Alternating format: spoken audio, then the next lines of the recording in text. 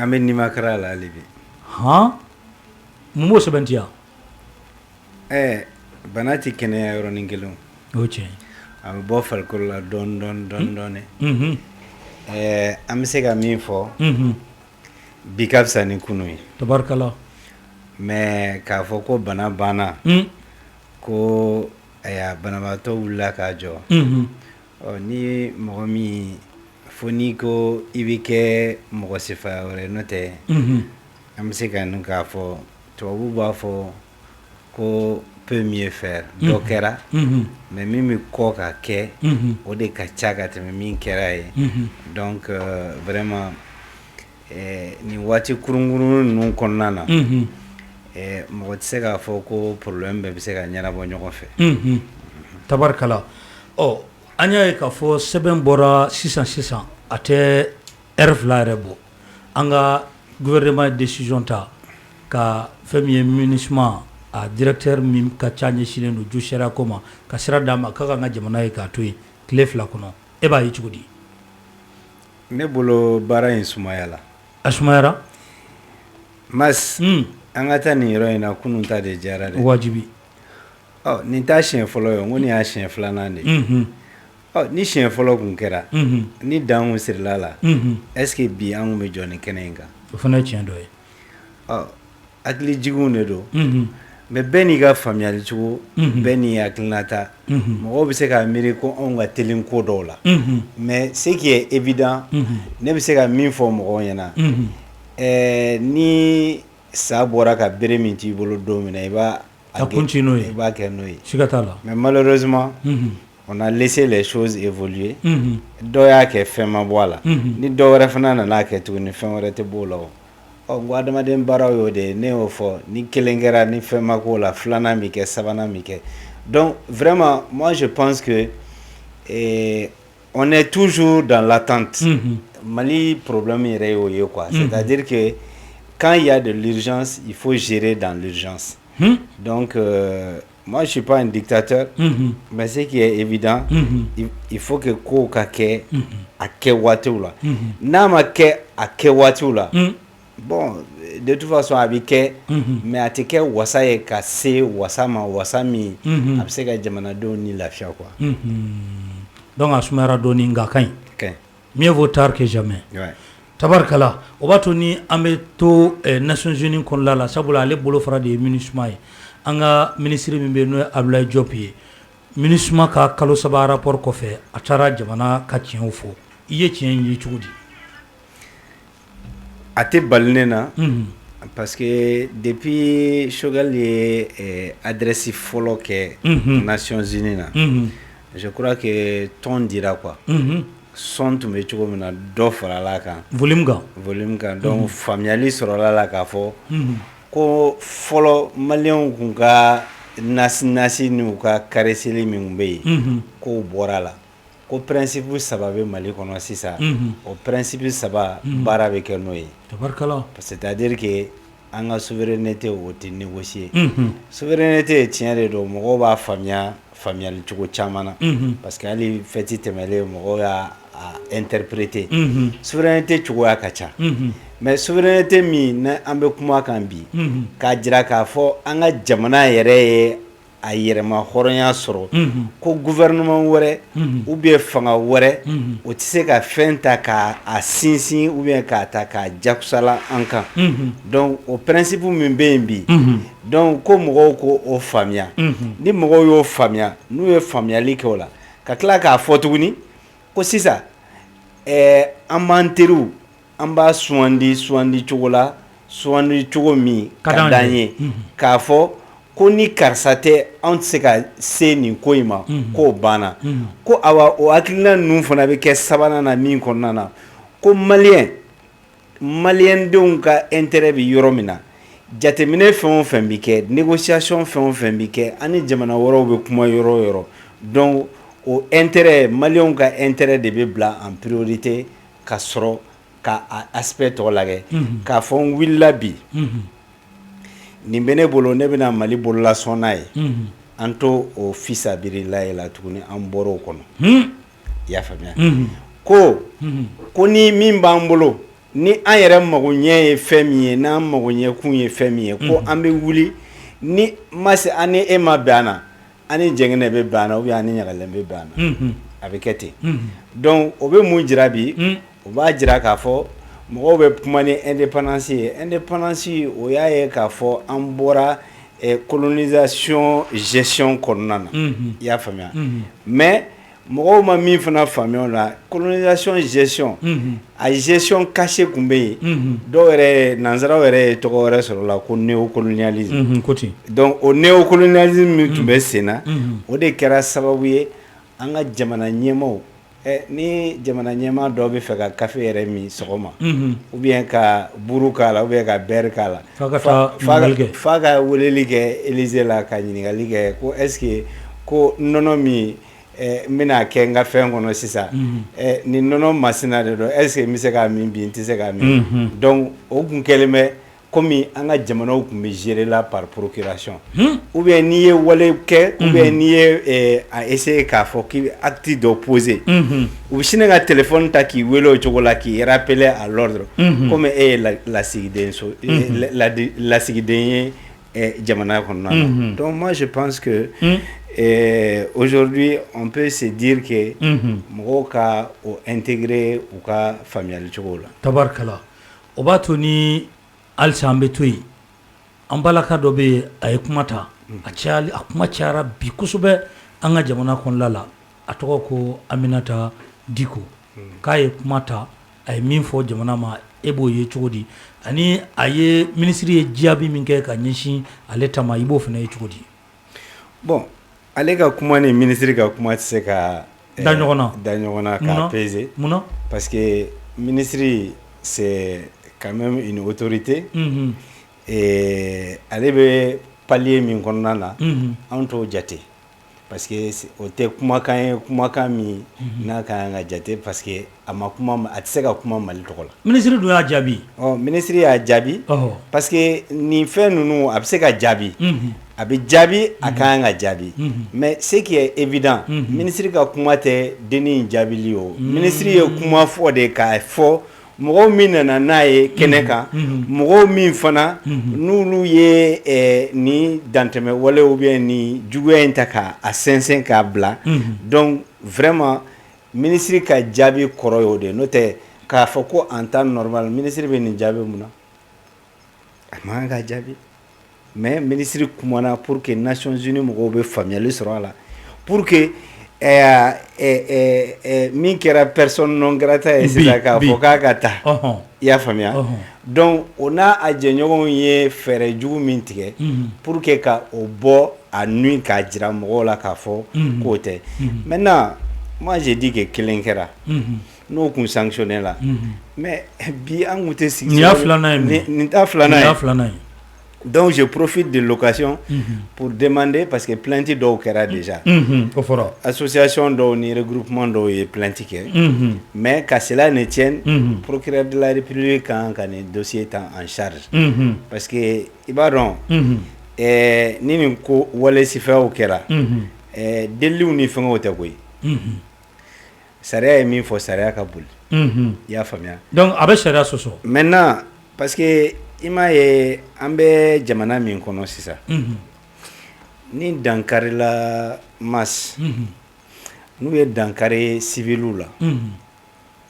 sigidaw la bugudaw la duguw kɔnɔna na ni u nana ka na mugu ci olu la o tɛ génocide ye o tɛ kojugu ye a bɛ fɔ k'o ye politique mɔgɔw de ye ko o armelen de don i y'a faamuya mais il suffit que an ka sɔrɔdasiw ka wuli ka jihadistes traquer ka t'u sɔrɔ muguci ka bɔ a la u ka to a la a bɛ fɔ ko non ko an bɛ min na nin ye k'an bɛ bagala mɔgɔw ma a bɛ fɔ anw sigilen mɔgɔw bɛna mugu ci maintenant ni stratégie falenna sisan k'a fɔ ko Nations Unies b'a fɔ ko droit de l'homme n'est pas respecté mais c'est comme ça c'est-à-dire que la justice dans un seul sens u ma deli nin ko in ɲɔgɔnna bɛ kɛ a mɛnna o i ma faamuya u ye nin kɛ jamana dɔ kɔnɔna na ambassadeur yɛrɛ denmuso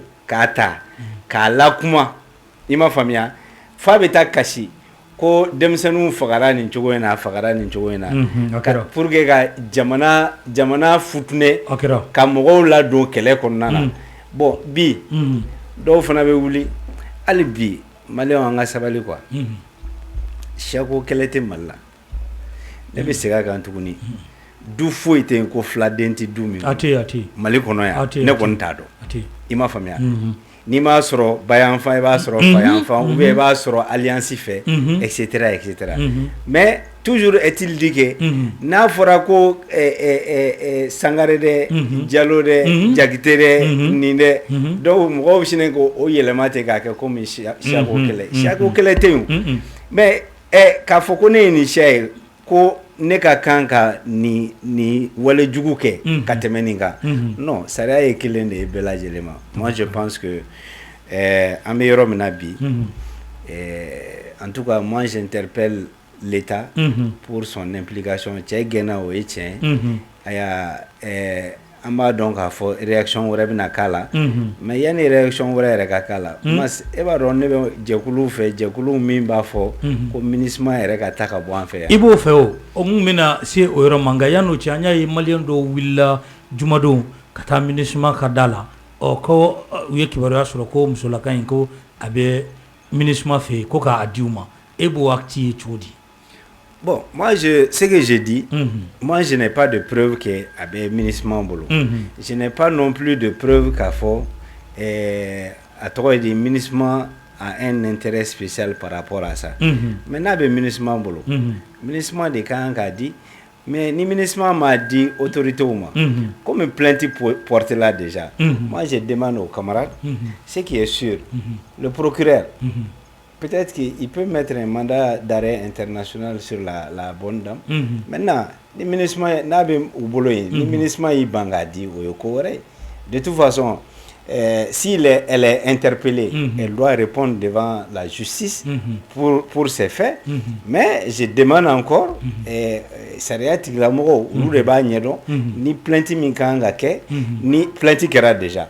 Déjà, si l'infraction est reconnue et que a kɛlen bɛ k'i yɛrɛ dogo ko convocation taara a m'i présenter convocation taara a m'i présenter je crois que sariya b'a permettre k'a fɔ ko mandat international bɛ se ka wuli a nɔfɛ k'a fɛngɛ mais sinon jusqu'à preuve du contraire elle a encore la possibilité de se présenter ni procureur ye plainte bila ka taa ni soit transmis taara ou bien ni policiers taara nɔfɛ ou bien gendarmes taara nɔfɛ. Tabarikala MINUSMA ne ko ɲaci jumɛn yɛrɛ de b'a la dɛ an ka jamana kɔnɔ yan. Jamana foyi tɛ farafinna ko u taara Nations Unies système des Nations Unies taara kɔnɔna na k'u sera ka ko ɲɛnabɔ a jamana foyi tɛ yen. O ma se ka foyi ɲɛnabɔ. N'u taara san 2 u bɛ san 10 ni kɔ kɛ yen. C'est au fait c'est comme n bɛ mun f'i ɲɛna gɛrɛnsifaya dɔ de don. Awa i b'a ye généralement i b'a sɔrɔ Nations Unies baarakɛla caman bɛ yen aya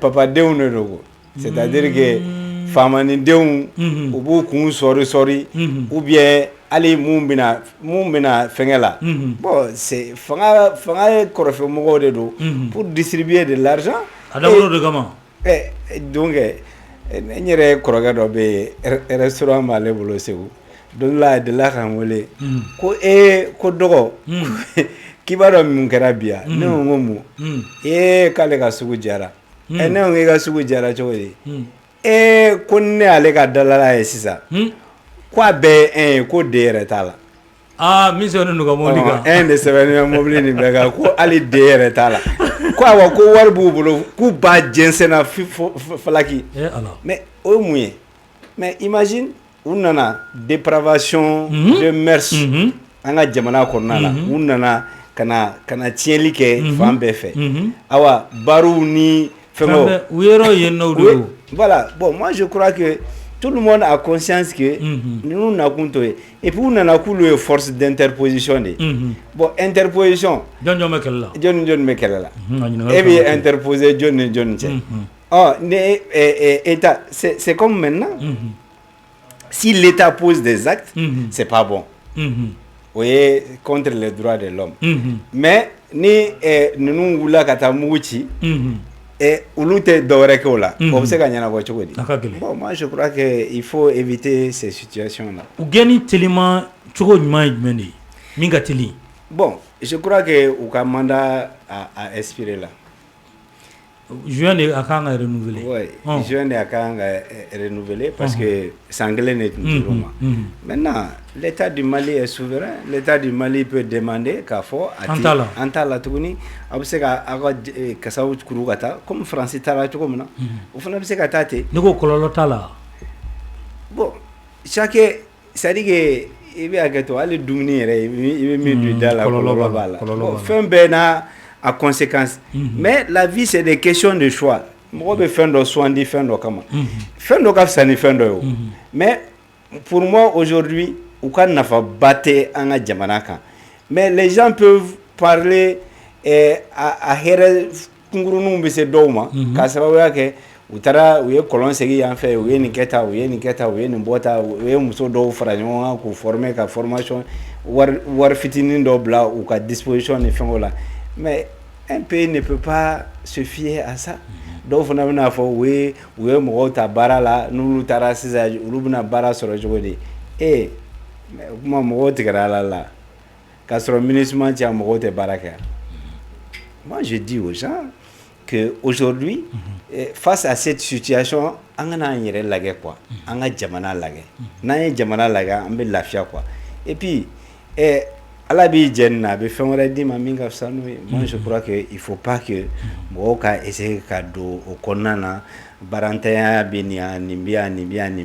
War me dulu mani na war kumbe do Mali développement cadre Konana. Ame kuma minabi e ko mo bita mugutia. Mo shiti sa muguti parce que le problème est que obi war min di communisme.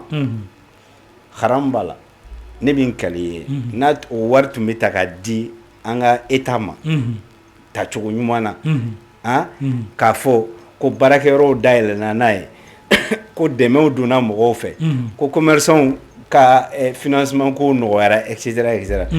Mas ame kuma me kuna mo chete marfata ça le peuple allait même oublier que Kelebe mais il préfère donner à cas de fien te doré nebolo marfaxe na tira pas fo e fien tiano na donna tajila na wula fien a bɛɛ bɛ taa fiɲɛ de la i ma faamuya a n'olu yɛrɛ diyaɲɛ ko dɔw musow b'u ka jamanaw na u bɛna ya u b'an taw furu après dɔw yɛrɛ bɛ den sɔrɔ u fɛ u bɛ tila k'u fili u kɔ kan ka taa n'u ye ka taa k'u to bon fɛn caman bɛ yen quoi mais moi je dis aujourd'hui que il est grand temps de mettre fin à ce système là k'a jɔ yɛrɛ de k'a jɔ an k'a dɔn k'a fɔ mais de toute façon moi je crois que Israël Ebissa et Masra Ebissa ça tugo au ala bolo. Moi je pense aujourd'hui que l'administration n'a pas sa raison d'être au Mali. A Plastien.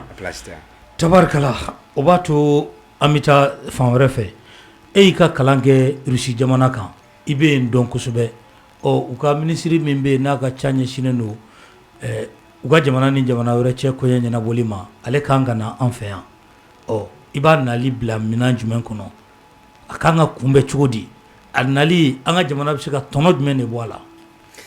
De toute façon nimbe ko senkelente tamasrabo ya famia amena migata ambegata ko saina ni uka diplomatie nyema ni Poutine au Yamaria au Kana en fait. Moi je pense que ça c'est déjà un bon signal au moi je dis que tout dépend de ce que nous allons négocier avec eux. Et ma famille. Parce que ils sont en démocratie. Moi je suis un produit de l'Union soviétique. Et ah ouais? Et la bourse qu'on nous a donnée là, reçue de Ankala. Et puis, moi, je suis fier d'avoir étudié là-bas. Né ingénieur électromécanicien, né qu'à spécialité et commande électrique, automatisation des installations et barrages industriels. Donc, né un stage de fin d'études, né à école kɔnɔ disons école min ne tun ye farafin fɔlɔ ye min taara u ka usine na min bɛ baara kɛ ni réacteur atomique ye quoi. farafin fɔlɔ n bɛ segin a kan a kɛra Kharkov tɛ dugu wɛrɛ ye dugu min guerre b'a nɔfɛ sisan Ukraine ne y'a kɛ yen de i y'a faamuya donc n bɛ min fɔ bi ni ne bɛ Asimi place la ou bien ne bɛ Choguel place la an k'o yɔrɔnin to n bɛna yɔrɔnin dɔ dayɛlɛ i k'o dafa an ka sɔrɔ ka na yan a waati i ni maa jumɛnw ye kalan kɛ ɲɔgɔn fɛ ni u bɛ jɔda dɔw la an ka jamana kɔnɔ bi i tɛ dɔn Mali service da foyi la bi k'i bɛ ɲɛmaa 5 ta kɔnɔna na k'a fɔ ko RISI école kelen t'a la o tɛ yen.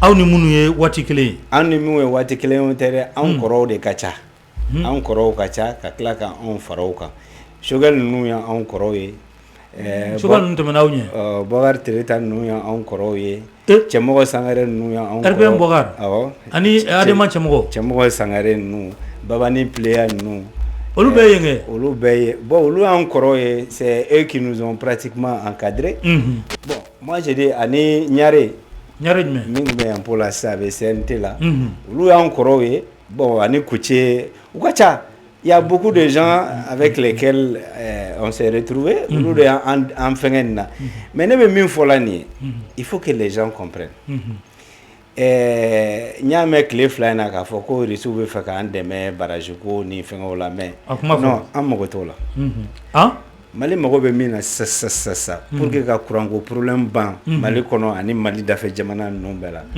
ka centrale de sigi centrale nucléaire i y'a faamuya o centrale a bɛ baara ni fɛn de ye a fɔ uranium de ye Areva bɛna ta Niger c'est que c'est prouvé que a bɛ Mali la awɔ RISI de bɛ se o civil baara in na pour que et puis c'est l'électricité qui coûte le moins cher dans le monde mɔgɔw bɛ wuli sisan environnement a donna ta a bɔra ta n'i y'o sigi an ka nord fɛ sisan non seulement usine nin bɛ sigi a bɛ kɛ sababu ye ka courant di maliyɛnw ma a bɛ kɛ sababu ye an bɛ se ka courant feere yɔrɔ wɛrɛw la mais n'a sigira fana diɲɛ seleke 14 bɛɛ RISI wo mɔgɔ wɛrɛ wo tout le monde aura intérêt à ce que Bamanti kana se à zone kɔnɔna na moi je crois que ça c'est un projet futuriste d'avant c'est-à-dire que min bɛ bɛɛ nafa que an kan k'o bila tabali kan bi ka courant ko problème wuli ka bɔ yen parce que il y a pas de développement sans électricité il faut pas que mɔgɔw k'u yɛrɛ tromper o la maintenant tile b'an fɛ yan dɛ fiɲɛ wulila y'an fɛ yen dɛ nin bɛɛ ye dafa ko de ye quoi parce que n'i y'a jateminɛ Mas énergie solaire a jateminɛ panneau min i b'a sigi kɛ mais ni nin sigira sisan courant bɛ kɛ falaki ye a bɛ kɛ sababu ye industrie bɛ fɛngɛ a bɛ kɛ sababu ye an ka sigidaw la yanni mɔgɔw ka torches ni lampons mɛnɛ sufɛla fɛ 19h yɛrɛ sɔɔni ni safo selila bɛɛ bɛ don k'i da i m'a faamuya k'a sababuya kɛ activité économique foyi t'a kɔfɛ i m'a faamuya on va éviter ces situations là moi je pense que après les discussions sur les équipements militaires moi je crois que ce projet an kan ka nin projet de bila tabali sanfɛ RISI bɛ se ko caman na dɛ mais nin projet moi je sais que ils seront preneurs parce que a mana kɛ cogo cogo Niger bɛna courant sɔrɔ an fɛ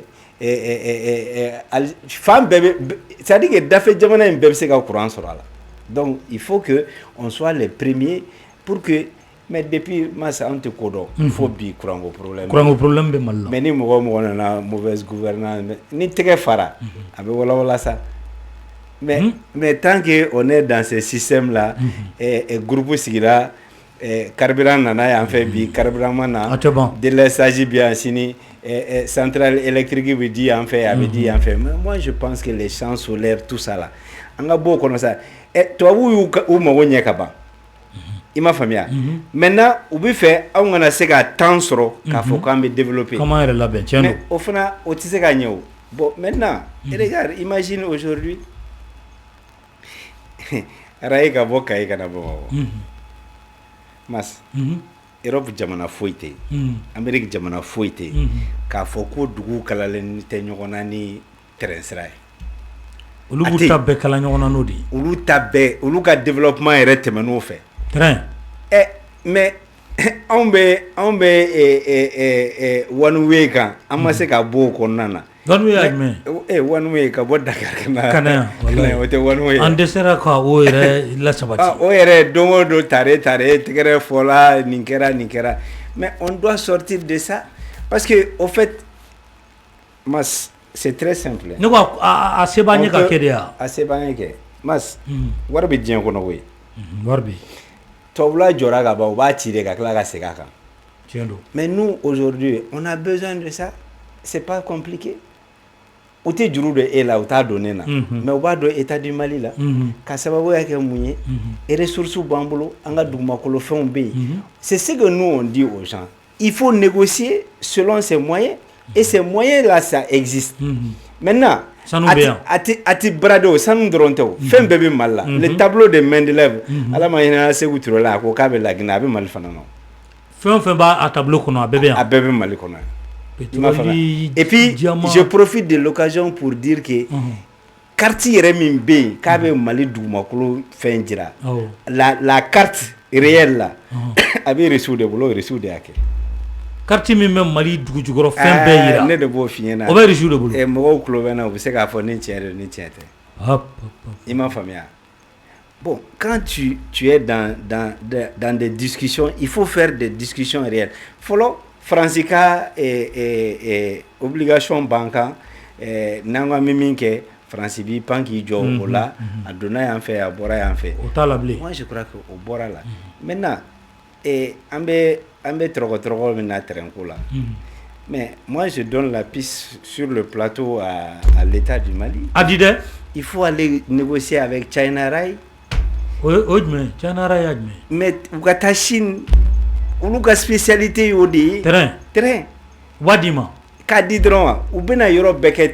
terrain sira ye sisan maintenant l'état du Mali donnera dans 10 ans dans 20 ans dans 30 ans a bɛ sara nin cogo la moi je crois que il y a des possibilités parce que aujourd'hui goudron dilanna camion baw yɛrɛ la président nin ko ninnu ka nɔgɔ de ya Icho mais tout dépend de l'interlocuteur que tu as en face o fana ye tiɲɛ Mas e bɛ taa fɛn ɲini nin fɛ sisan a b'a d'e ma mais ne bɛna a b'i ban ka di ne ma mais ça dépend de quoi ça dépend des hommes des contacts i m'a faamuya quand on dit aux gens on a des carnets d'adresse mɔgɔw ka da mɔgɔw la fɛn dɔw la sa et puis ka mɔgɔw bila fɛn dɔw la pour que au moins tu puisses aller faire mais i tɛ se ka wuli yɛrɛ ma k'i bɛ taa nin négociation si fɛ ayi jamana de bɛ nin kɛ après au Mali c'est quoi ni k'i bɛ nin kuma si fɛ fɔ les gens se posent la question et cɛ karisa bɛna mun de sɔrɔ nin kɔfɛ u tɛ fɛ e ka fɛn sɔrɔ quoi tiɲɛ don o hasidiya kama jamana bɛɛ bɛ bali a la mais moi je pense qu'il faut sortir de ça ce n'est pas comme ça qu'on peut construire un pays c'est-à-dire jamana bɛ jɔ cogo la c'est-à-dire n'i y'a ta bi camion bɛ boli goudron bɛ da a bɛ tiɲɛ dɔw san kelen i b'a sɔrɔ a bɛɛ kɛra wo ye dɔw kalo wɔɔrɔ i b'a sɔrɔ a kɛra wo ye donc ni ji nana ji bɛ sigi a sanfɛ mais imagine zone de production dɔw bɛ yen n'i taara Burugu kɔnɔna na par exemple vers les zones de Mopti Jɛnɛ sanfɛla ninnu na ka yɛlɛ mais n ko u bɛ misi nɔnɔ prix de k'a bɔn ji la mais et pourtant e bɛ nɔnɔ mugu importer e bɛ lait concentré e b'a ka misi kɛ cogo di k'a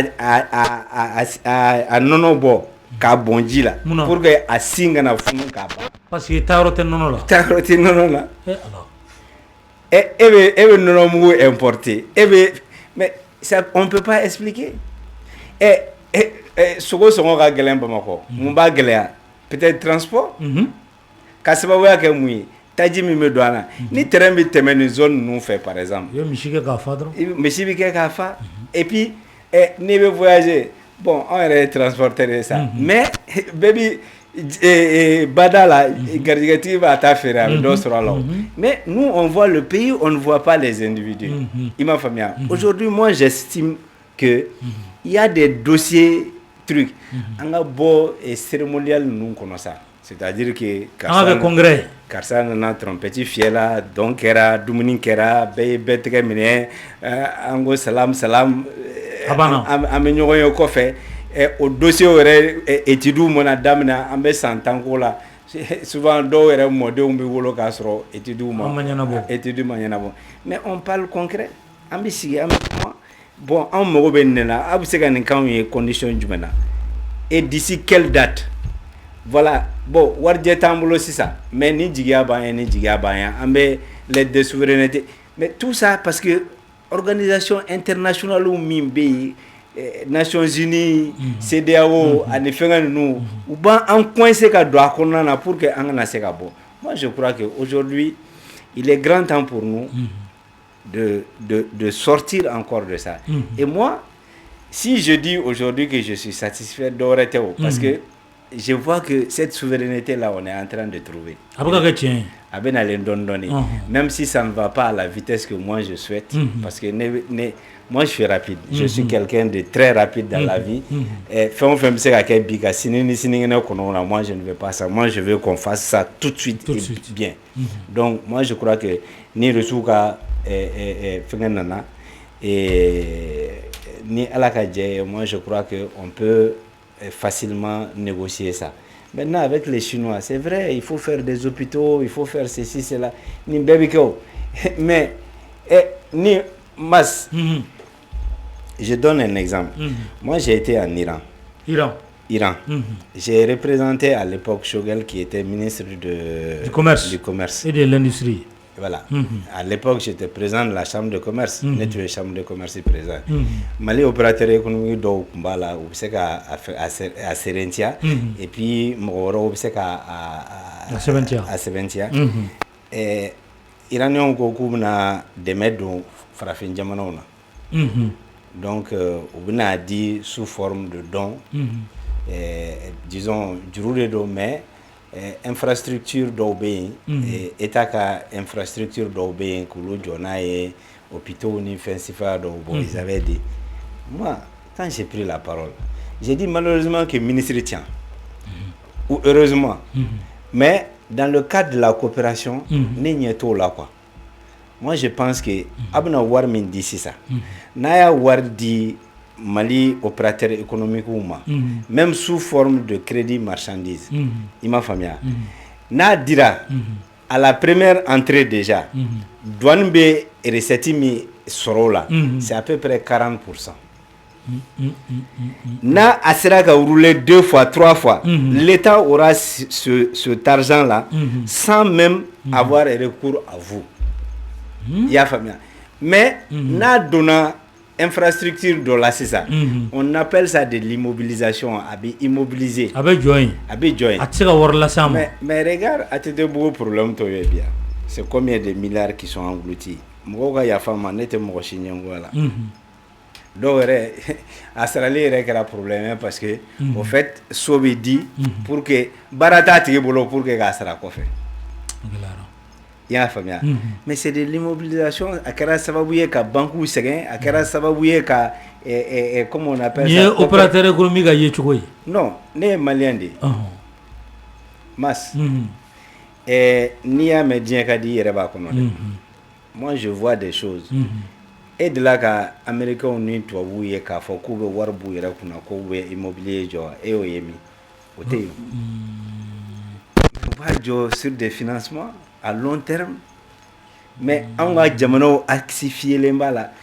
Et aujourd'hui, ça fait un problème pour les banques, ça fait un problème pour le ministre en charge de l'économie et des finances. Il m'a fait les caisses de l'État. C'est des problèmes. Moi, je crois que aujourd'hui, c'est bien beau, tout le monde a un toit. Mais mas ni be barake. Ni jamana ye bara da de masa I ka bara kɛ e mago tɛ jamana na ko ka so jɔ ka di mais I bɛ so sɔrɔ I yɛrɛ ye voilà c'est un peu ça an bɛ taa ɲɛfɛ yala sɛnɛ sira fɛ risila bɛ se k'an dɛmɛ yan maa caman ko sɛnɛ sira fɛ ko risila tɛ ten walima lagosi don wa ou bien mun don lagosi dɔrɔn de don yen kɛ a bɛ cogo di de mais ne bɛ min f'i ɲɛna jɔn de bɛ blé sɛnɛ diɲɛ kɔnɔ olu ye fɔlɔ ye minɛ Kaba Sénéva et Johnny. Excusez-moi, moi j'ai dit que aujourd'hui là, où il y a l'Union soviétique tirée, ces mêmes puissances là, Américains aux Nations Unies, u ye Union soviétique ci donc a bila belebeleba kɛra Russie i y'a faamuya mais je vais rentrer un peu dans l'histoire. Khrouchtchev, l'ancien président soviétique de l'ancienne Union soviétique, Alama Hinarana. Mais allez kabako ayata semekile. Gorbachev de Godo. Ayi, Khrouchtchev. Aya jensen fambe. Kabasene. Kaba. Magnon, bon, Magnon. Allez do. Hein? Bon, moi je crois que il faut pas rentrer dans les calculs, mais engrais bomi, iré ni fenga no wa bomi. Tout ça là. Ante zirinda fait tuguni quoi. Il faut que les gens sortent de ça. Et puis quand on travaille là, on n'a pas besoin d'être vu devant tout le monde, pas tout le temps. Les gens aujourd'hui ont besoin de concret. Il m'a famille. Malo min flene na man disi goshina e malo te anga dunta e ka koro a importer là de. C'est une culture qui nous a été coré mi amba fo quand est premier à la coré borami ngo crise kelende unana ni coré en fait en kwanga sene. Bon, aujourd'hui on se tape la poitrine, on dit que entre les devises ou ni fengo de l'eau, mais on a plein de potentiel. Maintenant, moi je dis Diembe yelemana. Il faut obligatoirement que tout ce que nous produisons là, à baillement fin de casser en fait. Et puis, fin B, n'a eu le produit ou l'on n'a pas qu'à boire ma carte, mais fin d'eau quoi. Il m'a famille. Bon, aujourd'hui, moi j'ai dit, il faut aller à la souveraineté alimentaire. Souveraineté alimentaire, c'est sur le cadre du fait.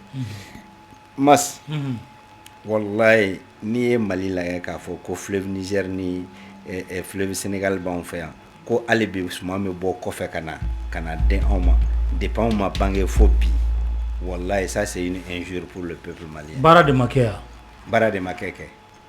et Bara Makea pourquoi? Parce que il y a eu trop de pression extérieure souvent de ces grandes puissances notamment de la France. Imam Famia. Mais qu'à cela ne tienne, moi je dis aujourd'hui que il est grand temps qu'on se ressaisisse. Imam Famia. On sait qu'à continuer au cadre qu'on a. Ni projet fait on fanana ko veut c'est qu'à Malien ou Lafia. C'est midauka. On préfère privilégier l'importation que la production locale. Un pays qui ne produit pas. Jamana fait on fait ni tes production que et c'est qu'à développer. Imam Famia. Et puis c'est tellement simple. Mas. Wallahi billahi ta'ala ne bin kale jamana yi an man ka baga mo shima tuni an yɛrɛ de kan ka ɲɛnabɔ an yɛrɛ ye yan. On a tout ce que Dieu peut donner à un pays. Ala y'a bɛɛ di Mali ma. A tɔ tora dɔrɔn an ka baara kɛ. On a des gens intelligents, des cadres valables, des génies. Les génies maliens même, on ne peut même pas évaluer. C'est parce que moi, je commence tout par l'humain. Il m'a famille. Maintenant, les ressources naturelles que Dieu nous a gratifiées, et en Allah barakada ça. Mais malheureusement, on est toujours dans des petits calculs. Et puis moi, j'ai tellement honte aujourd'hui quand on dit que Mali Kobe aujourd'hui a bélié recette fiscale, recette douanière. Mais ça veut dire que à l'intérieur du pays, ça ne marche pas. Faut que mais au-delà, parce que imagine, ebe fait 100 coffre kanana, ebe 100 joules. Imagine que tu achètes ça à 1000 francs. Ebe ta 1000 francs ne dit au Jamanana, n'est-ce pas? Ni nanaya, peut-être 40% de 1000 francs. Au bitake les 400 francs. Au bido Mali qu'est-ce qu'on a? Mais on y avait 400 francs $1000. Mais on y était que mes flammes ni borana et katadi morema. Est-ce qu'il y a une bola? Mais on est en train de s'appauvrir tous les jours. Il faut arrêter. Hémorragie Mimbéini, il faut arrêter. Hier, sur Boussoumbagaye, il y a un commerçant bel à Djilenga Nyamaï. nafolo taninga siki ba ɲɛdɔ kosɛbɛ yala Mali bɛ se k'a yɛrɛ ka wari dilan bi ya ka bɔ CFA la? Oui, mais il faut des préalables. Préalable ye jumɛn ye? Préalable ka ca parce que il faut que on ait des garanties suffisantes pour que an ka monnaie bɛ se ka fɛngɛ. I y'a faamuya.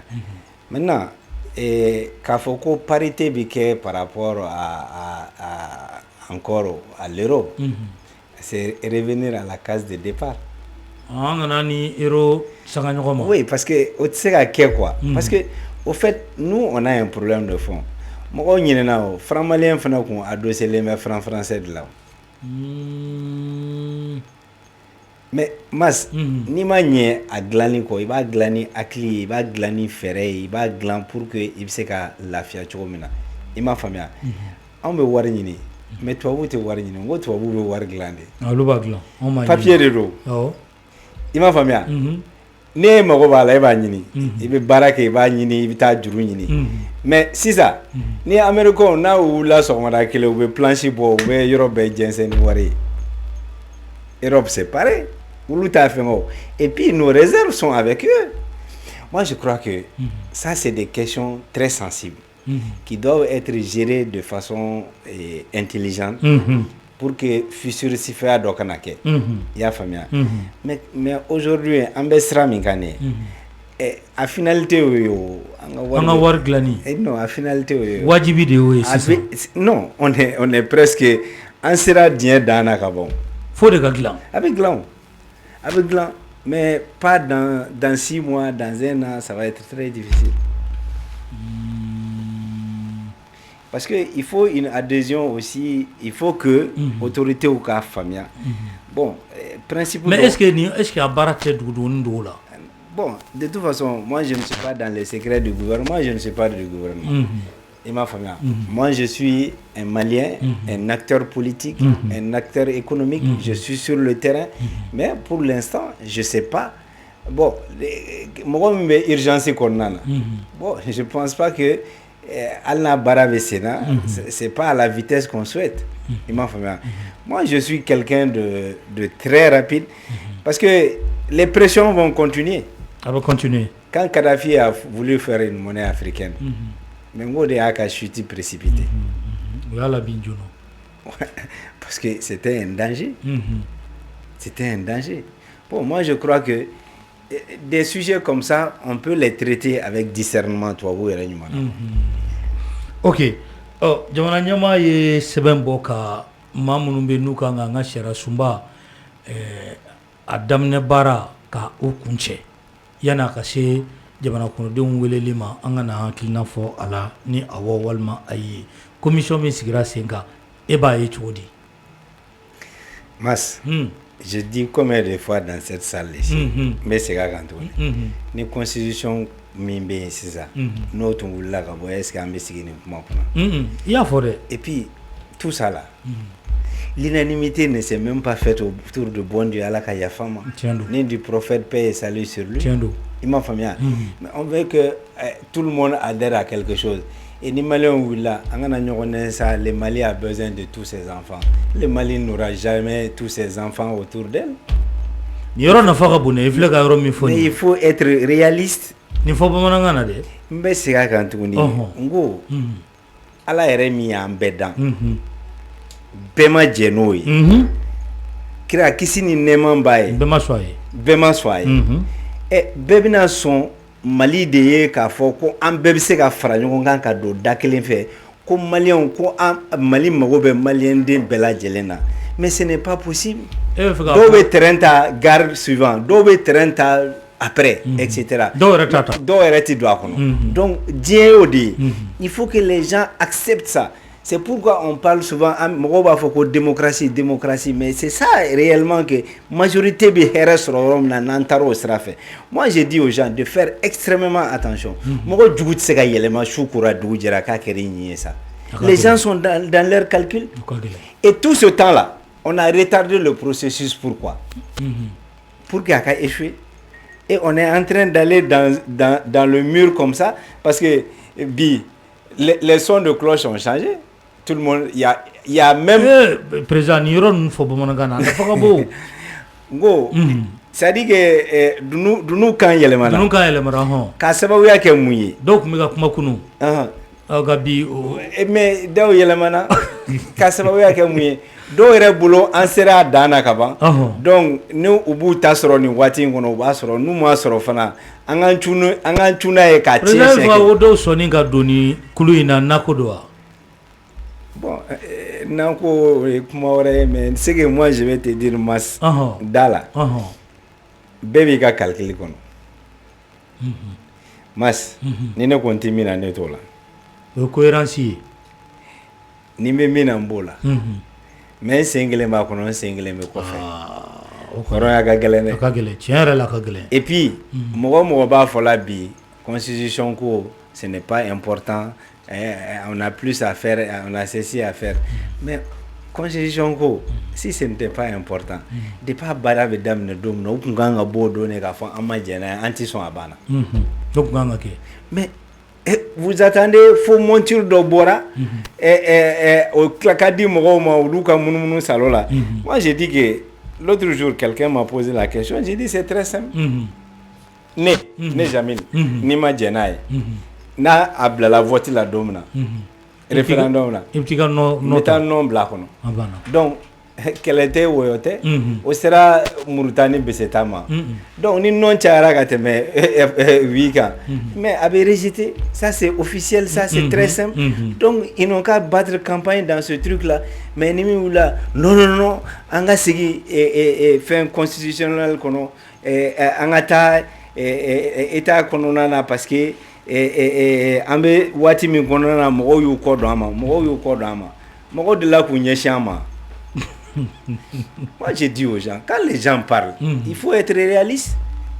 Depuis an ma wolo an bɛ nin tɔrɔgɔ kɔnɔna na mais on continue la même chose. Ni k'i bɛ kuma e ta ye nanko ye e ye nanko min fɔ ne ye o bɛ fɔ ne ma o ko ne ta ye marché ko ye ne ta ye marché ko ye kɛ o ma diya jɔnni ye. Ne fa commerçant, ne ba commerçant. Ne yɛrɛ fa ka du bɛ sugu camancɛ la. Moi j'ai fait une option de la vie. Mais ne kalanna sisan kun b'a sɔrɔ ne bɛ bureau dɔ kɔnɔna na. Olu mun b'o fɔ ne ye u kalanlen tɛ ni ne ye o. Président kalanna dɛ. Mais Dieu merci. U kalanlen tɛ ne o.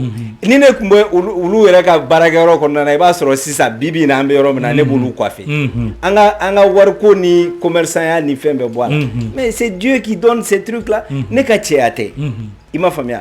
Mais ce que je dis aux gens, ne singularisez pas les gens. Kana mɔgɔ ta dɔrɔn k'a fɔ ko karisa ta ye nin ye quoi. Non.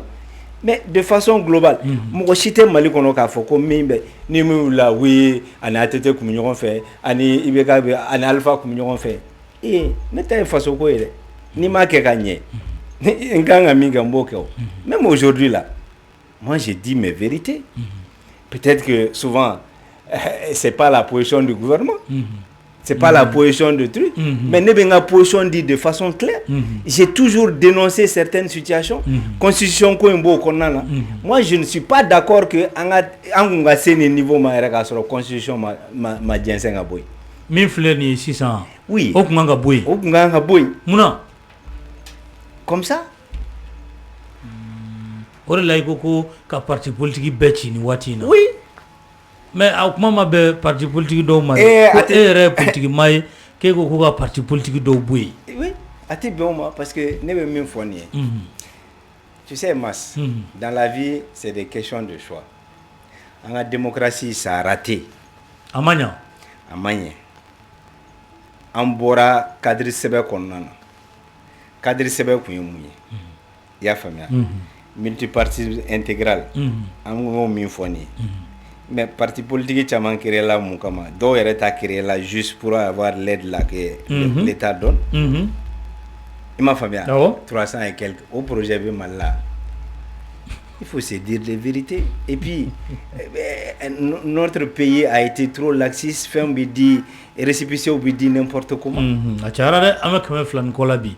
Doni dɔrɔn de b'an jɛ 200 la. Oui mais on peut pas continuer sur ça. C'est pourquoi moi j'ai dit aux gens il fallait tout reprendre. Quand ça ne va pas, n'a bɛ se ka bricoler a bɛ bricoler kɛ mais n'a tɛ se ka bricoler il faut reprendre. constitution yɛrɛ de kun kan ka bɔ yen mais a kun kan ka bɔ yen o kun bɛ sira disa ka parti bɛɛ bɔ yen mais an bɛ discussion min kunna an kun tɛ sigi o président b'a to i ka ji dɔɔni min an bɛ segin ka na Cheikh Sidibe ale de bɛ an ka kɛnɛ kɔnɔ su in na président y'a ye k'a fɔ nin waati laban ninnu na sema n'o ye kulu marifatigiw ye u ka kumaw cayara wulikajɔ barika ka bon e bɛ a bɛɛ ye cogo di ko u tɛ participer comité de suivi de l'accord baaraw la fɔ a ka taa pays neutre dɔ la kumaw cayara dɛ e ko nin ko laban marifa ta tɛna bɔ a la est-ce que marifa delila ka bila o fana ye ɲininkali dɔ ye Mas Mali ka premier choix o ye la paix deuxième est la paix troisième est la paix an ka choix bɛɛ ye la paix mais ni min tɛ ɲɛ min kɔ don min na o ka ko ye moi je pense que on est dans ces situations là et puis Mali kungo tɛ se ka taa fɔ kɛnɛma o e bɛ se an bɛɛ ye maliyɛn an bɛɛ ye dutigi ye e bɛ sɔn i ka du problème k'a ta ka taa fɔ kɛnɛma wa a ka gɛlɛn carré kɔnɔna na a ka gɛlɛn kɛnɛmala ye min ye ne bolo o ye bɛda ye quoi, c'est-à-dire que kɛnɛma ça c'est pas possible. Algériens ils sont en train de jouer à la diplomatie ou ka diplomatie là i m'a faamuya mais u bɛ mun mago ɲɛna anw ye bi et ils veulent être bien vus sur le plan international c'est comme la France c'est comme d'autres pays mais an ka sabali sa Mali ka nafa ka dɔgɔ a la Mas an bɛ yɔrɔ min na bi kunu peut-être que a kɛlɛ siranya kun b'an na mais bi fo ni min bɛ fɔ n'o tɛ tiɲɛ ye que l'armée est montée en puissance fo n'a sɔrɔ o ye nkalon ye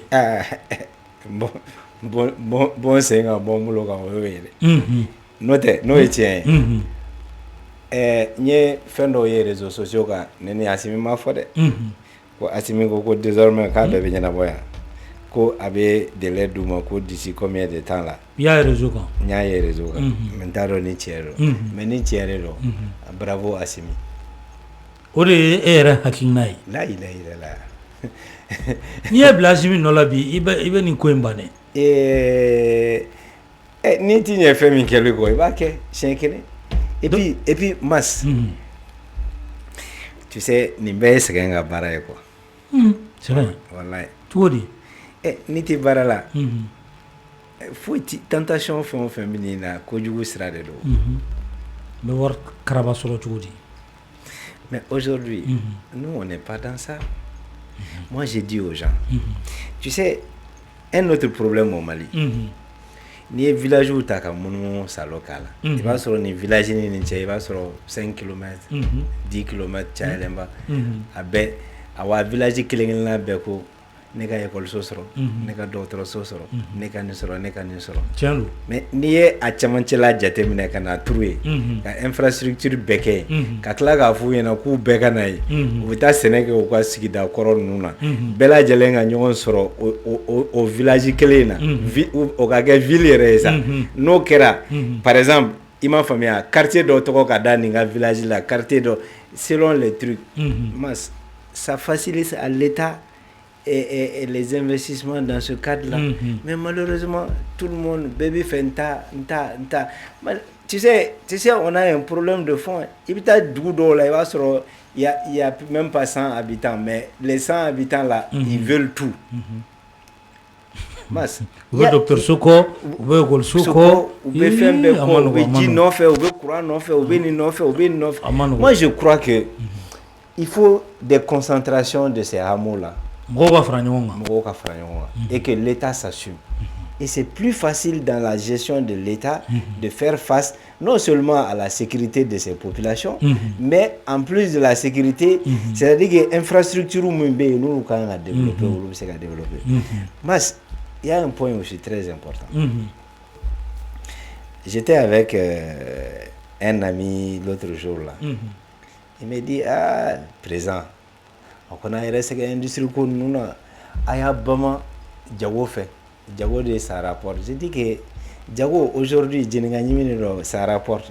Mais fait métatao. Dans les années à venir, sans que tu n'auras pas d'usine peut-être, l'argent va peut-être disparaître. Faut usine qui boulot. Voilà, faut usine ou ni faire. Il y a ce qu'on fait. Comment on fait? J'ai dit, moi, je vais te donner un exemple. Un exemple de Dima. Le projet des commerçants détaillants pour financer les commerçants détaillants. Mais c'était tellement simple. Alors, ATT ni Tandjala, Niger présent. Niger, Anismela Sissé. C'est eux qui sont venus à la chambre de commerce. Au bout de la chambre de commerce, là, Nismela Folo de Akumake, un bureau. Après, Anjilé à Kungafo, Niafo, Yafamia. Détaillants, on s'est financé sans garantie, sans rien. Mais on était passé sous la base de, par exemple, Banque mondiale Kunko à Watila. Et qu'il y avait à peu près 2 millions de commerçants détaillants. Si tu prenais 10 000 francs par an par commerçant détaillant, tu étais dans les 20 milliards à peu près par an. Aux 20 milliards, nous, on s'était dit à la Chambre que les financements pouvaient varier de 200 000 à 2 millions. Ni be tabal ni fere ni 200 000 francs dirima a se ki ka jago yirwa ni ibe comment on appelle ça boutique fere koroboro ka ya fama c'est nos cousins koroboro boutique ni million fla marchandise ta ka ko kono avec doké donc au fait on s'est dit ulu mo me financer non seulement ulu bu ka fin sara donc avec comme tontini sifa do 100 on cotise faut alaka noya didi bema on n'avait même pas besoin de banque pour des prêts de ceci cela mais administration taro ke djewli ko yambolo ka 4 ni V8 ni fon ça ulu bla fambe fait ka projet abi yelema choko mina abi yelema iba fo noshi finalement faut qu'on ait beau chambre là il m'a famille bon et au commerçant nous fona ou me former tout dit mais moi il faut que tu me suives bien dans ce que j'ai dit donc comptabilité simplifiée au tidore et cadon jawoku yemi et tono yemi et ikanga senima imanga senima donc au fait nous quand ga gérer tout comme là en Congo centre de gestion agréé même al de Bamako là dans le menere tokola ne toko bo sans fait darati be sugunu krala etc. Donc au fait ubi kalan la ubi kalan ka nyefu nyena pour que ni warni taraka duma akana attaquer u bolo ka foko jakati dirima ki yo mine ki bodu donc responsabiliser maintenant financement mina ke chogodi mina foko amena mo soandi parce que ma c'est neteri et beta ou bien kasa non on avait dit que nous par principe il m'a famille ni sugu blon ni fengo nous yo mo fara nyon ko ka dossier ota ambe tirage au sort ke il m'a famille tant qu'anga ta romina tambi taye mais avec ici yana avait tiré au sort bujelenu chimam ça ni chi bujelenu donc au tirage au sort, ça permettait qu'on ait la GA. Maintenant, intérêt ni bénéfice qu'on compte seulement les frais de fonctionnement de tout ça là, au début me bo warnina, donc à me que sababuye ka fluidité na. Maintenant, talenye fait, on amse ka centrale d'achat aussi, localité au kono. Donc magasin ba ou bikoye, abse ka ke solution, mo me mine importer ni nana abisanga blakono. Na sanaka bla kono commerçant bunu ravitailler la directement yani gata ibita maska produit nintani yoro ina ibita bitarta tani yoro ibita ibina besoro yoro klenona avec bafo sugublon sifa do donc population ere ali prix réglé sur le marché akumke sababuye ka état ere demain pour que hausse de prix ni fenga nous anarchisme ni fendo obiseka boy donc on faisait appel à l'épargne nationale, c'est-à-dire que l'épargne nationale est moi mi ba konna la wulu de be warbo maintenant on terkema akera kuna sinde je crois nga bureau là ngo bon bina cours de dimabi cours magistral ima famia ako oye mon cours comme na cours da ngo onde ngola mi ngono mino cours de dim oye jawoni homme d'affaires ngo sisa o y'a sɔrɔ a sigilen bɛ n ka fɛngɛ kan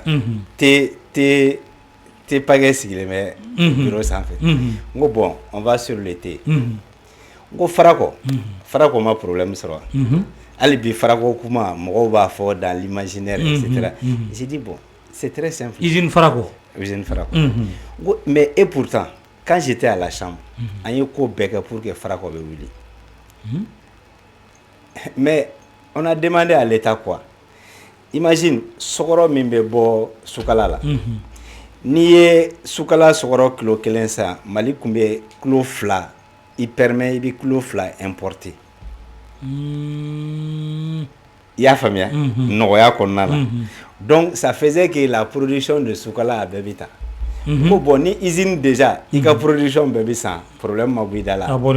Bon maintenant on a fait, il y a tellement de recherches au Mali k'a fɔ ko thé bɛ falen yɔrɔ min na Mali la. IER mɔgɔw ye baaraw ni fɛnw k'a kan. N ko mais ni o champ caman dilanna. O bɛɛ dɔnnen don ka ban. Jamana kɔnɔna na. I y'a faamuya? Mɔgɔw min bɛ thé baara la bi. I y'a faamuya? Ils sont censés. Moi c'est très simple. N'i ye thé lajɛ Chine.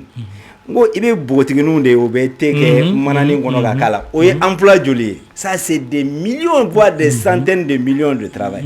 Mais thé marque joli bɛ Mali la bi? I ye maa t'a da dɔn. Maa b'a da dɔn. Awa bɛɛ bɛ san bɛɛ bɛ min. I m'a faamuya? O wari bɛ taa min? Kɛnɛma. N ko bon aujourd'hui c'est vrai que n'i ye thé sɛnɛ bi i tɛ se k'a produit bi. Mais taalen ɲɛfɛ san 1 san 2 n'a a bɛnna ka récolte bɛnna ka kɛ. J'ai dit petit à petit hali n'an bɛ bɔ ni dɔ ye kɔfɛ ka na k'o mélanger o la k'a dafa etc. Donc ça va nous permettre on va consommer localement surtout que Ala y'an sɔn dugumakolo ni fɛngɛw la. N ko mais n ko o tɛ o. A ko k'o bɛ se ka réaliser cogo di? Mais n ko c'est très facile. Sisan n bɛ bɔ thé kɔnɔ dɛ. Pour que i ka faamuyali sɔrɔ rapidement. N ko n'i ye tomate dɔrɔn ta sisan. Lɔgɔti. I bɛ État bila, État de bɛ études kɛ ka taa machines ɲɛɲini Chine, Inde ani jamana wɛrɛw la. A musaka bɛ bɛn nin ma. A kan ka sigi ni localité la. 2 milliards par exemple. Je donne un exemple. Une usine qui va coûter 2 milliards. 2 milliards, aux 2 milliards, j'ai dit tu vas faire appel à l'épargne nationale.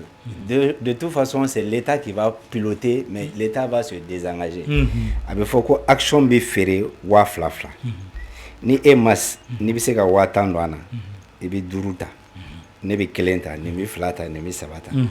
Ngo, avec sababuye, action ni bébé ta amote juru yɛrɛ la parce que mɔgɔw bɛ wari b'u kun fɛ n'a fɔra sisan masse a bɛ kɛ 100 par exemple peut-être que sangaw bɛ min k'a la Bamakɔkaw tɛ n'o k'a la tiɲɛ wa nkalon mais n'o kɛra sisan quand tu prends ça moi j'ai dit il y aura un conseil d'administration ne ta de don o bɛ bɔ a la sa gestion bi kɛ ni tɔnɔ min sɔrɔla bɛɛ b'i n'i ka tɔnɔ sɔrɔ maintenant ni min presselen don i ye action min san i b'a feere.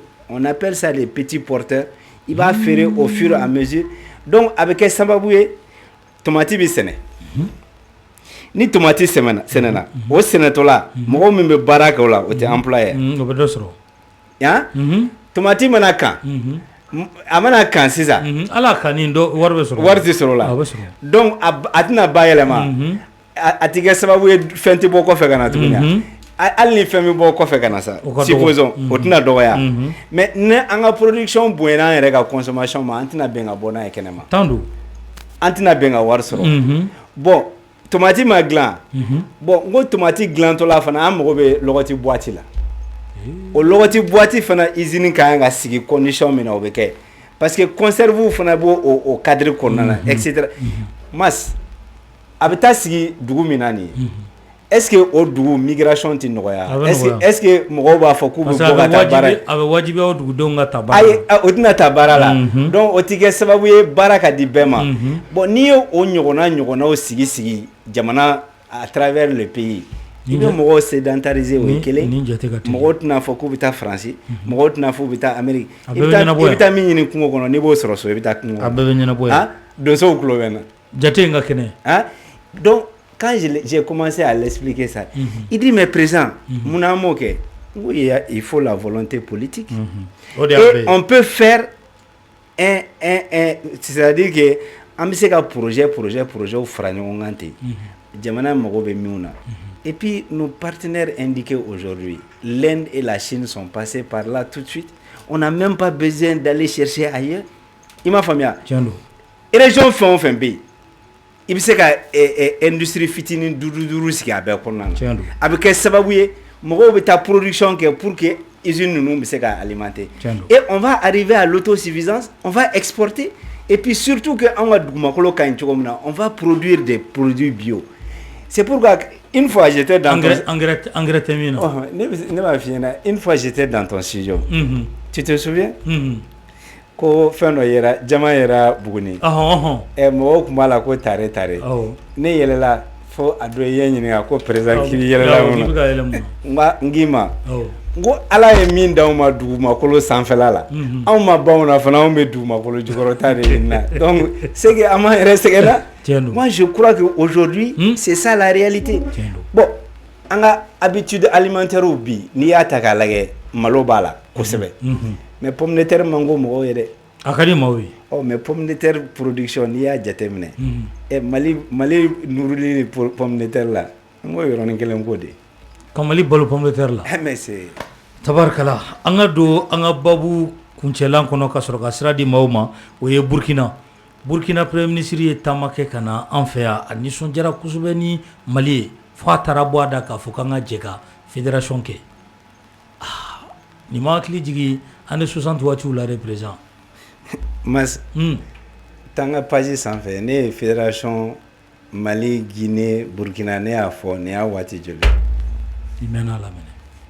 N y'a fɔ nin y'a waati joli a wa bɛ kɛ koyi. Mali Burkina Guinée. Laginɛ a bɛ kɛ koyi ni ninnu ma se ka kɛ nataw b'a kɛ. Sinon ni saba bɛɛ sɔrɔsi.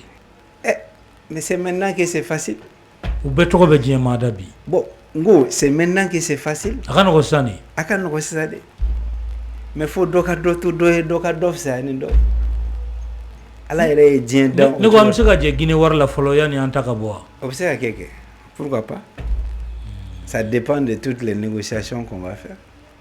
Moi j'ai dit aujourd'hui et puis par exemple ni ye Guinée ta Guinée port ta k'a lajɛ c'est le port naturel aujourd'hui du Mali mais a tɛ tubabuw arranger. Côte d'Ivoire ni Sénégal le tun b'u arranger parce que Laginɛ port bɛ Turkiw de bolo. O bɛ Turki de ta ye. Bon, moi je te dis, c'est des questions géopolitiques, géostratégiques. Mais moi je dis aux gens, on peut avancer avec intelligence. Mas, mɔgɔ dɔw yɔrɔ tu i t'a jira bɛɛ la dɛ. Tan don. Ne bɛ min ɲini ka mɔgɔw to wo ni wo la an k'an labɛn. A waati de sisan. A waati de sisan. Et puis moi je dis Mas, tu veux mon avis, mɔgɔ caman b'a la ko agenda ka respecter, calendrier ka respecter. N kun bɛna n ka ɲininkali kuncɛ n'o de ye. Vas-y. Voilà, voter ko kuma bɛ sen na jamana fan bɛɛ ma kan ta ye fɔlɔ parce que maaw kun kan ka bɔ ka risikɛ kunbɛn sini nka insécurité ko kuma de bɛ ka fɔ bon n'o bɛ ka fɔ Bamakɔ yan yɛrɛ kalata bɛna se ka kɛ cogo di fan bɛɛ la nin waati in na. Mas, moi je suis pas d'accord. E hakilina ko tɛ a ka kɛ sisan. Ayi. Ne y'o fɔ o mɛnna o. Anw de ye san 5 tigiw ye koyi. Aw kɔni aw ko san 5 mɛnɛ. Mas. Mais transition fɛnɛ mɛnnen baw b'a fɔ k'a ma ɲi dɛ. Insécurité. Insécurité. Bamakɔ yan. Ninnu ka manifestation. Ne y'a posté n k'u ka a to u k'a to u k'u ka manifestation. Min kan ka kɛ kunun wa. Awɔ. Bougie b'a la. Tu sais pourquoi? C'est-à-dire que bɛɛ ka bɛɛ dan dɔn quoi. Il faut que mɔgɔw ka ɲɔgɔn miskili ye quoi. An mɛnna nin na sa depuis IBK tile an bɛ bɔ. Mais comme an sera nin niveau la sisan u ka bɔ mɔgɔw k'u ye. De toute façon. Bɛɛ dan ka dɔn quoi. Bɛɛ dan ka dɔn. I m'a faamuya. Mais ni kɛlɛ ma bɔ cɛfarin bɛ caya fɛnɛ dɛ. Mais o de don le problème c'est ça aujourd'hui. Maintenant o balila. C'est vrai ni nin fana bɛ na nin fana bɛ bali. Segu festival ma kɛ yan. A kɛra. Moi j'ai dit Mas. C'est-à-dire que fanga kɛrɛfɛ mɔgɔw olu de bɛ kuma min fɔ souvent ce n'est pas bon à entendre. A ma ɲi. A ma ɲi. on peut mourir d'offrir. Sinon, riche là, qu'on a doko ambiane. Mais de toute façon, moi j'ai dit, aujourd'hui là, on met talent sera mi fait. Moi, quand on a comment une famille, en gros sans duro, c'est pas parce que Karsa. Non. Moi, je ne suis pas dans la gestion de l'État. Dieu merci. Non, là. Mais ce qui est évident, et puis je n'ai pas de marché de l'État aussi, il faut que les gens comprennent. Faut-il boulot? Non. Quand vous avez un marché, cabinet transition na madima. J'ai dit, kunu yere mbise ka fo mingu min kele yere ka be nintige. O yere ka fsa ni bi. Allah. Mais moi, atene bonga jamilia la, atene bonga damadeya la. Tiens nana nyo sur la bolo sur ça. Ima famia. Ala barka la, moi n'état est face au kele m'a fo mo gonyana. Mais les gens peuvent interpréter aya ka marché dama ndama. Marché tede. Al nou ene reke marché ne bin kan c'est-à-dire mimi ne kungulo kono malikula ne bo fo. Ima mo tse go balle. Neti mo gonne neti mo burju neti do mo gasi. Mais idée même bolo jamana ko la ba chari pour que famille ka sura la. Pour moi la transition là ka foko élection nous be se ka ke a délai c'est impossible. Que tu ta la era bolo référendum est merci ala be se ko bela ala de be se ko bela mais techniquement je ne dis pas autrement ala be se ko bela techniquement c'est impossible atchaka parce que mas anto fo diema e juna voilà a follow mi e ko ko be ka souveraineté kono et tu sais ka ta wari ni mo fe kono kana ke e bi ne ka élection organisée no o ko di la souveraineté blé oui oui au février oui follow flana techniquement matériellement carte biométrique ko kuma mi be senani e ita soro e be mo do mi ata soro oh ni élection kan ga ke no carte de ka fo mois de mars là o be ke chogodi fana nyen ngal doy do son de cloche croix. Moi j'ai dit mais anta fo jona yani watigata jona te sa anya fo ga bon nous on a dit maintenant moi je pense que aujourd'hui on a quoi Mali problème numéro 1 c'est l'insécurité c'est pourquoi ne ngo sura suka sanduru ta fangala ka to fangala sanduru ka ni ko nettoyer ka boy kadana basigadi asiminka a nettoyer na sanduru dafala domina aka walance me ati présenter tout ah awo asiminki présenter aka sanduru ke ola bitar maintenant notigne déjà nangamba karaba sisa que Assimi soit candidat déjà il a besoin de chiner politiquement tini toide mais moi je parle ben réseau femme mais moi je dis ce que je pense il dit ce que il pense au vrai Assimi n'a qu'à être candidat Sanduru il fait quoi faire aïe c'est ça nous veut faire une élection drone là pour comment on appelle ça officialiser les choses. Assimi devient candidat, on va voter pour on va aller voter pour Assimi. Assimi n'a qu'à rester pour ne serait-ce un mandat pour redresser cette situation de sécurité. La sécurité quoi qu'a géré qu'a ban en abo konana. N'amboro konana développement bigué comme na ambonye donc. Oui on politique mo to ka barayo.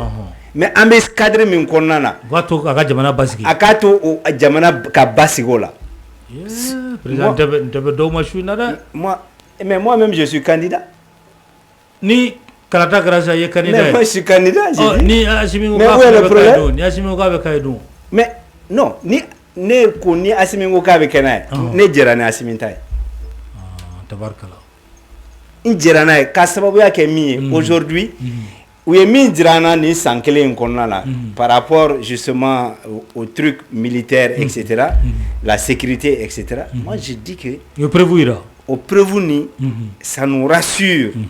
Avant Daoula. Avant la Daoula. Ima Famia. Moi, ça me c'est pas dire que tout va bien au Mali. Il y a beaucoup de choses qui sont pas bonnes. Il faut se dire. Et surtout que moi, j'ai dit devant le Premier ministre, devant qui de droit, comme quoi il faut changer de gouvernement. C'est-à-dire que le gouvernement Ganga est reménagé. Et ma foi, et il y a des ministres bons, il y a des ministres moins bons. Il faut changer. Mais ce qui est évident aujourd'hui, tous les Maliens dans la majorité ont conscience que Mali problème numéro 1 bi sécurité ko de. Au sécurité ko mo si mai ama mo si koni e follow. Qui a pu mettre le doigt dessus si ce n'est pas Assimi. Lui de Seraka Bilibili Bakala. Bilibili Bakala. Maintenant, sans fla, sans saba, sans duru. Mais on a bolono blo la ça. Au sans duru konna na sisa. Ambe war soro fana am se ka élection nyenabo chugola contestation tina soro min konna. Maintenant trafion fa na sisa contestation mena soro la. Politique na genoy. Et n'est arrêté politique. Mais il y a plein comme moi qui vont accepter cette situation. Mais d'autres na genara. En tout cas moi aujourd'hui là, moi je pense que n'était Assimi bureau n'était à couleur rouge. Mais ce que je suis en train de dire, je parle en tant que Malien. Il m'a famille. La situation peut être réglée comme ça. Donc, on va dire au ministre des Finances, Soroni Founyemi a bara entre temps. Na bara là. Donc, élection Kanga Kenny Kasabi Mio, élection Kasabi nous Amboulou Faranyonga, nous Faranyonga, avec Sababouye. En reka souveraineté va permettre qu'à une élection organisée qu'à sera un boulot bon ou non fait quoi kana masse taka ke Mali président matni ga président imposant ou bien ka candidat ou takana imposant mas nan sero doma il va donc connaître Ronaldo et O'Donnell et non Nyeda Jokandron Bide no président bi gilabe ala ka don ira ala ka don ira na nega juru